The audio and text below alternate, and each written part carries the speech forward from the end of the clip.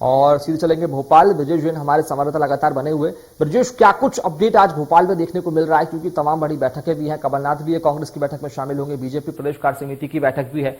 क्या कुछ अफरा तफरी जो है, क्या कुछ हलचल है भोपाल में राजनीति को लेकर?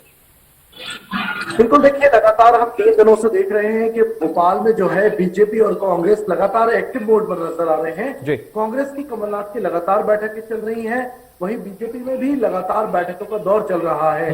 पिछले 2 दिनों से बीजेपी में जो उनके तमाम जो विधायक हैं उनकी संभागवार विभागवार बैठकें आयोजित हुई हैं अभिषेक, और आज जो है बीजेपी की प्रदेश कार्य समिति की बड़ी बैठक जो है भोपाल में रखी गई है। कोरोना काल के 2 साल बाद जो है वो प्रत्यक्ष रूप से ये बैठक हो रही है। हालांकि एक बैठक और हो चुकी है, लेकिन वो ऑनलाइन थी, और ये जो है प्रत्यक्ष रूप से बड़ी बैठक आयोजित की जा रही है। तमाम राजनीतिक और बीजेपी संगठन के संगठनात्मक विषय जो है वो इस पूरी चर्चा के दौरान 6 घंटे की बैठक में जो है मिंटो हॉल में डिस्कस किए जाएंगे। पार्टी के जो आगे के कार्यक्रम है, आगामी कार्यक्रम है, उनके बारे में रणनीति बनेगी। मिशन 2023 पर बात होगी, जो केंद्र की योजनाएं हैं और जो राज्य की सरकार की योजनाएं हैं उनका लाभ किस तरह जनता तक पहुंचाया जाए, इसको लेकर रणनीति बनेगी। बीजेपी इसको लेकर बड़ी योजना बना सकती है।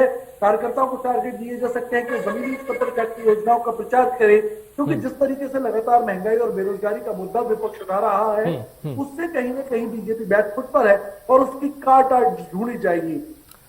कल अगर बात करें जी तो कमलनाथ भी जो है वो अपने एससी विधायकों की बैठकें ले रहे हैं। कल उन्होंने एसटी विधायकों की, आदिवासी वर्ग के विधायकों की बैठक ली थी। तो लगातार जो है इसके पहले वे 2 दिन पहले भोपाल में जो है महिला मोर्चे की बैठक ले चुके हैं। लगातार कमलनाथ भी भोपाल में एक्टिव मोड में नजर आ रहे हैं। तो दोनों ही दल जो है वो एक्टिव नजर आ रहे हैं और राजनीतिक सरगर्मियां, सुर्खियां आज दिन भर दोनों ही दलों की ओर से बनी रहेंगी। ब्रजेश, कल जो था यूथ कांग्रेस के द्वारा, एनएसयूआई के द्वारा प्रदर्शन किया गया था, लाठीचार्ज भी हुआ था, उसके बाद काफी माहौल गर्मा गया था राजनीति का भोपाल में। लेकिन उसके बाद से अब जब आज एक अहम बैठकें होने वाली है, आज भी कुछ प्रदेश कार्य समिति के सदस्यों को बुलाया गया है। कल खबर यह भी आई थी कि कुछ विधायकों को फटकार भी लगाई गई है बैठक के जरिए, कुछ नेताओं को, कुछ प्रदेश कार्य समिति के सदस्य थे उनको फटकार लगाई गई है जिन लोगों ने जिला अध्यक्षों की नियुक्ति नहीं की है। तो आनंद फानंद में 15 जिला अध्यक्षों की नियुक्ति करने के आदेश भी तत्काल बैठक के जरिए दिए थे 1 घंटे के भीतर वीडी शर्मा ने। बिल्कुल, देखिए बीजेपी लगातार अपने संगठन को मजबूत करना चाहती है और वजह यही है कि जैसे ही केंद्रीय नेताओं का दौरा भोपाल में हुआ और खासतौर से प्रदेश प्रभारी पीएल राव ने बैठक ली और उसमें बैठक की जब समीक्षा में ये बात सामने आई कि अभी भी बीजेपी में कई पद खाली पड़े हैं, कई मोर्चा प्रकोष्ठों की जो जिला की टीमें हैं उनकी घोषणा नहीं हो पा रही है। ऐसे में कहीं ना कहीं पार्टी का काम आगे नहीं बढ़ पा रहा था और इसीलिए ये फटकार लगाई है, नाराजगी व्यक्त की गई थी पीएल राव की तरफ से। और इसके बाद जो है मुरलीधर राव की नाराजगी के बाद जो है वो लगातार अब जो है नियुक्तियों का दौर शुरू हो गया है। किसान मोर्चे में, व्यापारी प्रकोष्ठ में, महिला मोर्चे में जिला अध्यक्ष तैनात की गई है। तो कहीं ना कहीं अब जो खाली पड़े पद थे वो लगातार भरे गए हैं और सरकार में भी जो निगम और मंडलों में नियुक्तियां पेंडिंग है, माना जा रहा है कि वो भी अब जो है आने वाले 1 या 2 हफ्तों में सरकार पूरी तरह उनको भर देगी, पूरी तरह जो पद खाली पड़े हैं उन पर नियुक्ति कर देगी। दूसरी ओर अगर हम कमलनाथ की बात करें तो कमलनाथ लगातार एक्टिव मोड में है और कांग्रेस के तमाम जो मोर्चे प्रकोष्ठ हैं उनको भी मजबूत करने में लगे हुए हैं। इसलिए महिला कांग्रेस की बैठक हुई, उसमें कहा गया सीधे तौर पर अर्चना जायसवाल से, जो महिला कांग्रेस के अध्यक्ष हैं, कि जो भी निष्क्रिय पदाधिकारी हैं उन्हें हटाया जाए, जो सक्रिय हैं उनको मान मनोबल दिया जाए, उन्हें पद दिया जाए। और इसके बाद लगातार एनएसयूआई भी एक्टिव है। एनएसयूआई ने कल भोपाल में एक बड़ा प्रदर्शन किया था जिसमें लाठीचार्ज और गिरफ्तारियां भी हुई।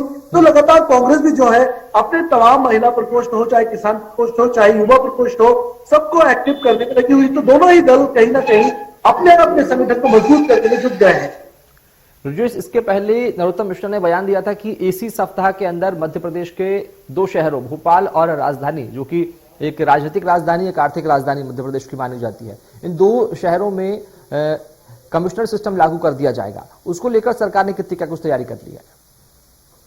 बिल्कुल अभिषेक, देखिए कैबिनेट की बैठक मंगलवार को हुई थी, उसमें पूरा विषय डिस्कस किया गया और कानूनी पहलुओं को जानने वालों को, जानकारों की एक समिति बनाकर ये दोनों जो जगह जो कमिश्नर सिस्टम लागू होना है उस पर 1 हफ्ते में रिकमेंडेशन या सुझाव कह सकते हैं मांगे गए हैं और 1 हफ्ते के भीतर यानी नवंबर के अंत तक जो है, इसी नवंबर में, जैसा नरोत्तम मिश्रा ने, गृह मंत्री ने भी बताया कि कमिश्नर सिस्टम लागू हो जाएगा। उस पर कानूनी पहलुओं पर बातचीत चल रही है, पूरा जो खाका है वो तैयार किया जा रहा है। एक्सपर्ट्स की टीम जो है, पीएचक्यू के जो एक्सपर्ट अधिकारी हैं वो इसमें लगे हुए हैं और माना जा रहा है कि नवंबर के अंत तक या दिसंबर की शुरुआत में ये ऐलान सीएम खुद करेंगे।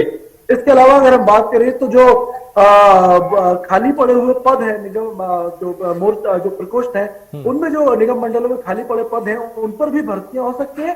साथ ही ग्राम पंचायत चुनाव को लेकर भी सरकार जो है अगले 10 दिन में कोई फैसला ले सकती है। कब चुनाव कराए जा सकते हैं इसकी डेट जो है अगले 10 दिनों के अंदर जारी हो सकती है।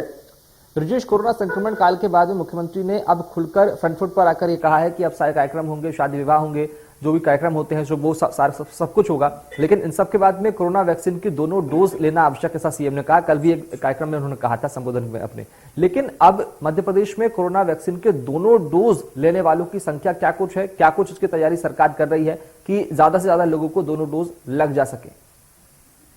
बिल्कुल, देखिए अभिषेक, अब तक मध्य प्रदेश में 8.25 करोड़ वैक्सीन के डोज लगाए गए हैं, जिसमें से 5 करोड़ 10 लाख लोगों को 5.5 करोड़ में से 5 करोड़ 10 लाख लोगों को फर्स्ट डोज लगाया जा चुका है। 40 लाख लोग अभी भी बाकी हैं। और अगर सेकंड डोज की हम बात करें तो 3 करोड़ से ज्यादा लोगों को सेकंड डोज लगाया गया है, जिसमें 2.5 करोड़ लोगों को अभी सेकंड डोज लगना है।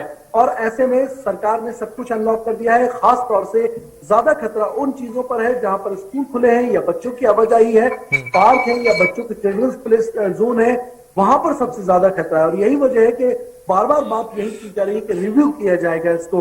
जैसा कि भोपाल के प्रभारी मंत्री भूपेंद्र सिंह ने भी कहा, नरोत्तम मिश्रा ने भी कहा कि हमने अनलॉक किया है, लेकिन हमारी नजर बनी हुई है और पूरे सिस्टम पर जो हलचल है उस पर कड़ी नजर बनी हुई प्रशासन की। और अगर कोई दिक्कत आती है या कोरोना के मामले बढ़ते हैं या कहीं अप्रिय स्थिति होती है तो फिर से रिव्यू करके फैसले को वापस लिया जा सकता है। ठीक है, बहुत शुक्रिया ब्रजेश जैन, खबरों को विस्तार से बताने के लिए, जुड़ने के लिए हमसे। तो वैसे मध्य प्रदेश में खबरों में जो है लगातार हमने आपको बताया कि क्या कुछ आज खास होने वाला है।